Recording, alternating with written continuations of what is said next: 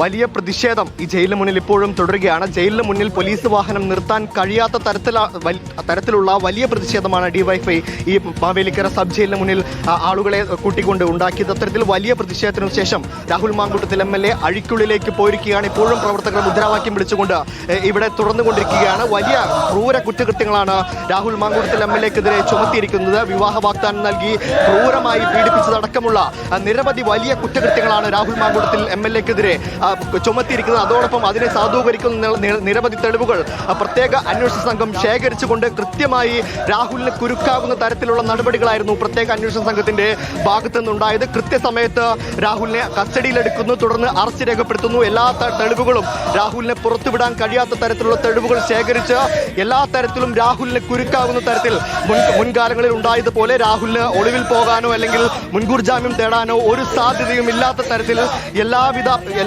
സാധ്യതകളും അടച്ചുകൊണ്ടാണ് ഒരു നടപടി പ്രത്യേക അന്വേഷണ സംഘത്തിന്റെ ഭാഗത്ത് നിന്നുണ്ടായത്.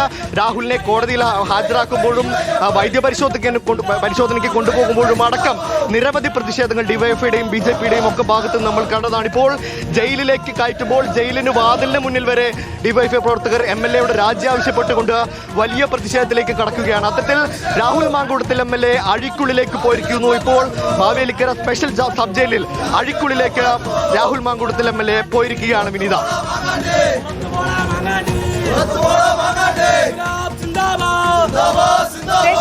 MLAയെ ഇപ്പോൾ ബലാത്സംഗ കേസിൽ അറസ്റ്റില MLAയെ ജയിലിലേക്ക് എത്തിച്ചിരിക്കുകയാണ്. ഗുരുതര ആരോപണങ്ങളാണ് അല്ലെങ്കിൽ ഗുരുതര കണ്ടെത്തലുകളാണ് റിമാൻഡ് റിപ്പോർട്ടിൽ ഉൾപ്പെടെ നമുക്ക് കാണാൻ സാധിക്കുന്നത്. പ്രതിഷേധങ്ങൾക്കിടയിലൂടെ നമ്മൾ നേരത്തെ കണ്ട പ്രതിഷേധം പോലെ തന്നെ വലിയ പ്രതിഷേധത്തിനിടയിലൂടെയാണ് ഇപ്പോൾ ജയിലിലേക്ക് എത്തിച്ചിരിക്കുന്നത്.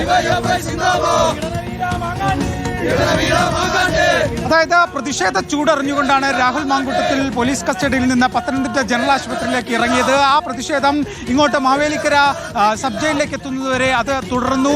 പോലീസ് വാഹനത്തിന് ചുറ്റും വലിയ പ്രതിഷേധമാണ് എനിക്ക് മുന്നിൽ കാണുന്ന ഈ മാവേലിക്കര കോടതിക്ക് മുന്നിൽ ഡിവൈഎഫ്ഐ പ്രവർത്തകർ നടത്തിയത്. ആ പ്രതിഷേധങ്ങൾക്കിടയിൽ പോലീസ് ഏറെ പണിപ്പെട്ടാണ് രാഹുൽ മാങ്കൂട്ടത്തിൽ MLAയെ ഈ കോടതിക്കുള്ളിൽ ആക്കിയത്.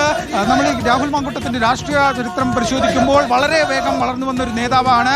ചുരുങ്ങിയ വർഷങ്ങൾ കൊണ്ട് യൂത്ത് കോൺഗ്രസിന്റെ സംസ്ഥാന അധ്യക്ഷനായി, പിന്നീട് പാലക്കാട് MLA ആയി, അങ്ങനെ പത്തനംതിട്ട മണ്ണിൽ നിന്ന് പാലക്കാട് പോയി, അങ്ങനെ കേരള രാഷ്ട്രീയത്തിൽ കോൺഗ്രസിന്റെ വലിയ വാഗ്ദാനം എന്നൊക്കെ പലരും പറഞ്ഞ രാഹുൽ മാങ്കൂട്ടത്തിലാണ് നമ്മൾ ഈ ദൃശ്യങ്ങളിൽ കാണുന്ന മാവേലിക്കര സബ് ജയിലിൽ ഇപ്പോൾ എത്തിയിരിക്കുന്നത്.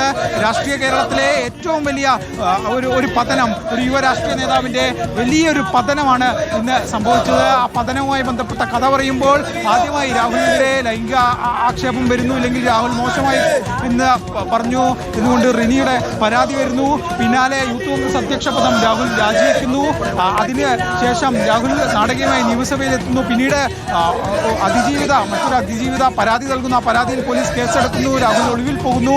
പിന്നീട് ഇതിന്റെ ജാമ്യാപേക്ഷ കോടതി പരിഗണിക്കുന്ന ഘട്ടത്തിൽ രാഹുൽ മാങ്കൂട്ടത്തിനെ കോൺഗ്രസ് പാർട്ടി പുറത്താക്കുന്നു. അങ്ങനെ നിരവധി ഘട്ടങ്ങൾ കടന്നു. ഏറ്റവും ഒടുവിൽ കഴിഞ്ഞ ദിവസം മറ്റൊരു അതിജീവിത നൽകിയ പരാതിയിലാണ്, ലൈംഗിക അധിക്ഷേപ പരാതിയിലാണ്, അല്ലെങ്കിൽ ലൈംഗിക പീഡന പരാതിയിലാണ് രാഹുൽ മാങ്കൂട്ടത്തിനെ പോലീസ് കസ്റ്റഡിയിലെടുത്തത്, അറസ്റ്റ് ചെയ്തത്. അങ്ങനെ ആ അറസ്റ്റ് ഇപ്പോൾ മാവേലിക്കര കോടതിയിൽ എത്തിച്ചേർന്നിരിക്കുന്നു. രാഹുൽ മാങ്കൂട്ടം എന്ന രാഷ്ട്രീയ നേതാവിന്റെ പതനം, ആ പതനത്തിന്റെ യാത്രയാണ് കഴിഞ്ഞ കുറേ മാസങ്ങളായി കണ്ടത്. എന്തായാലും രാഹുൽ ഇനി 14 ദിവസം മാവേലിക്കര സബ് ജയിലിലായിരിക്കും.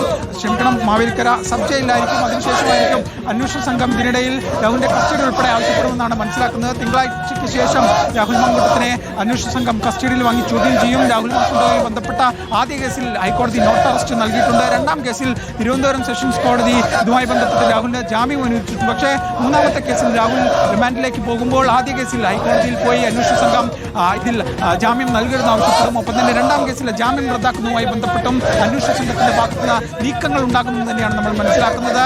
ഈ മാവേലിക്കര കോടതിക്ക് മുന്നിൽ മാവേലിക്കര സബ് ജയിലിന് മുന്നിൽ ഇപ്പോഴും വലിയ തോതിലുള്ള പോലീസ് സന്നാഹമുണ്ട്.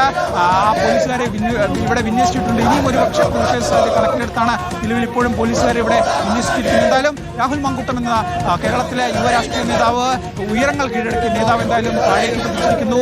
രാഹുൽ മാങ്കൂട്ടത്തിൽ എനിക്ക് പിന്നിൽ കാണുന്ന മാവേലിക്കര സബ് ജയിലിലാണ് ഇപ്പോൾ ഉള്ളത്. 14 ദിവസം കസ്റ്റഡിയാണ്. പക്ഷേ ആ കസ്റ്റഡി എത്തിയിരുന്നതിന് മുമ്പ് തന്നെ SIT സംഘം രാഹുലിനെ കസ്റ്റഡിയിൽ വാങ്ങും, വിശദമായി ചോദ്യം ചെയ്യും. ഈ നിലവിലെ രാഹുലുമായി ബന്ധപ്പെട്ട മൂന്നാമത്തെ കേസിലായിരിക്കും രാഹുൽ മാങ്കൂട്ടത്തിനെ അന്വേഷണ സംഘം ചോദ്യം ചെയ്യുക എന്നാണ് നമ്മൾ